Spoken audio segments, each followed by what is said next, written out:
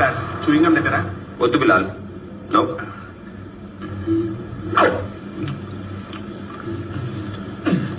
నిద్ర వస్తుందండి. సార్ మీకు డ్రైవింగ్ వచ్చా? వచ్చు. ఓ చేస్తారా? నా సంగతి తెలిసి కూడా ఎలా అడిగా బిలాల్?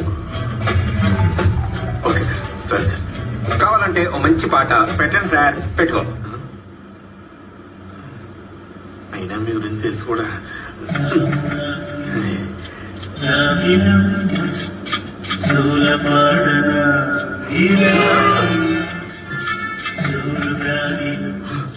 జాలి